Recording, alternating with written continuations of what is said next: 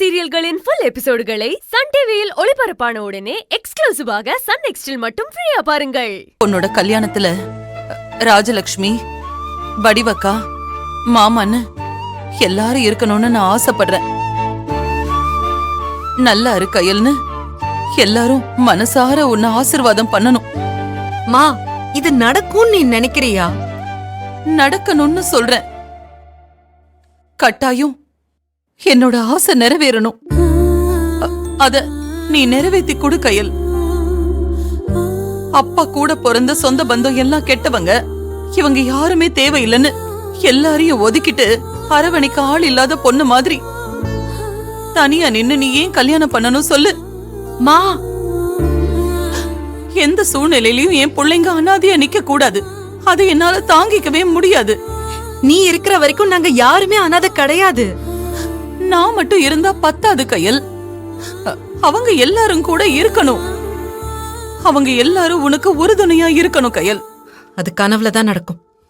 நிஜத்துல அம்மாவுக்காக நீ அதை நடத்தி காட்ட மாட்டியா? உன் கல்யாணத்துல அவங்க எல்லாருமே முன்னாடி நிக்கணும் கையல். மாப்பிள்ளையும் உன்னையும் சந்தோஷமா வாழ்த்தணும். மா, இங்க பாரு, இவங்கெல்லாம் வாழ்த்துறவங்க இல்ல, வாய்ப்பு கிடைக்கும் போதெல்லாம் தூத்துறவங்க. இருந்துட்டு போகட்டுமே, அத நாம மாத்துவோம். உன் பெரியப்பா பெரியம்மாவ நீ நல்லவங்களா மாத்து. மா, அதெல்லாம் கஷ்டம்மா. நீ மனசு வச்சா இது எல்லாமே சாத்தியம்தான் கையல். தர்மலிங்கம் மாமா, வடிவக்கா, ராஜி, இவங்க எல்லாரையும் உன் பக்கம் வரவை. அம்மா, என்ன உன்னால வர வைக்க முடியும் கையல். நீ அவங்க கிட்ட எப்படி பேசுவியோ அதெல்லாம் எனக்கு தெரியாது. ஆனா உன் கல்யாணத்துக்கு எல்லாருமே வரணும்.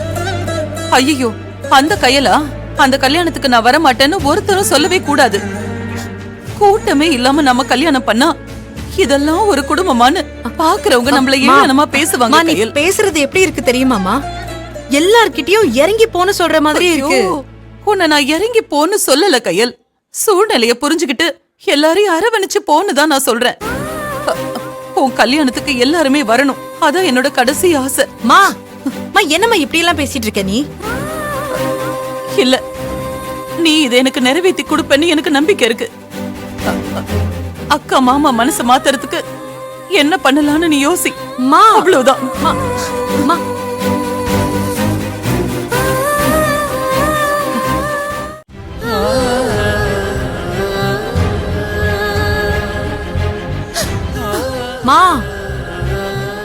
மா, என்னம்மா நீ என் கேரக்டரையே மாத்த சொல்ற? நீ மாறாம போ கையல். அதெல்லாம் எனக்கு தெரியாது.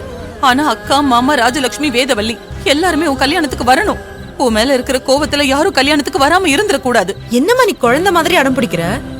ஆமா, இந்த விஷயம் பொறுத்த வரைக்கும் நான் குழந்தைதான். நீ அம்மாவா இரு. ஏன் குழந்தை கேட்ட அம்மா செய்ய மாட்டாளா? மா, எப்பவுமே நீ குழந்தைதான். ஏமா இவ்ளோ சோகமா இருக்க? புருஷங்கிற ஒருத்தர் இல்லைங்கிறதுனால நாம எவ்வளவு போராட வேண்டியது இருக்குன்னு வருத்தப்படுறியா? இல்ல, என் பொண்ணு அவளோட பெத்த அம்மா பேச்சையே கேட்க மாட்டேங்கிறா.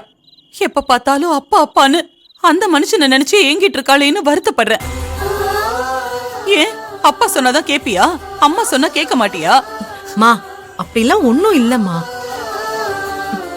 ஆனா அப்பா இருந்திருந்தா இப்படி யார்கிட்டயும் இறங்கி போன்னு சொல்லி இருக்க மாட்டாரு. இதையே நீ இறங்கி போறதா நினைக்கிற? எல்லாரும் உன் கல்யாணத்துல இருக்கணும்னு நினை. சரி, நீ அழாத, தயவு செஞ்சு. இல்ல, உன் கல்யாணத்துக்கு யாருமே வராம போயிடுவாங்களோன்னு எனக்கு பயமா இருக்கு. மா, நீ சொல்ற அத்தனை பேரும் கெட்டவங்க. மா, அவங்களுக்காக நீ ஏமா அழணும்? இருக்கட்டும் கையல், ஆனா பெரியவங்க வரணும். அப்பா இல்லாத பொண்ணு, அதனாலதான் யாருமே வரலன்னு யாரும் குறை சொல்லிட கூடாது. மா, இப்ப என்னமா உனக்கு? எல்லாரும் வந்து உன் மகளுக்கு மனமும் வந்து வாழ்த்தணும், அதானே உன் ஆசை? ஆமா.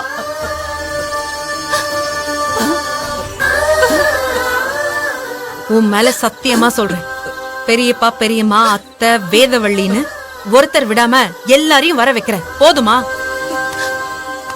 என்ன சொல்ற கையல்? என் அம்மாவுக்காக நான் இதை செய்யறேன். சரி, இப்ப இதே சந்தோஷத்தோட நிம்மதியா படுத்து தூங்கு. இவங்களெல்லாம் சம்மதிக்க வைக்க கையல் என்ன பண்ண போறான்னு யோசிக்க கூடாது, சரியா? இங்க பாருமா, நான் யார் காலையும் பிடிக்க மாட்டேன். ஆனா அத்தையை என்கிட்ட சகஜமா பேச வைப்பேன். நீ ஆசைப்பட்ட மாதிரியே பெரியப்பா பெரியம்மாவை நல்லவங்களா மாத்துவேன். சரியா? இது போதும் கயல். இப்பதான் என்னோட மனசுக்கு சந்தோஷமா இருக்கு.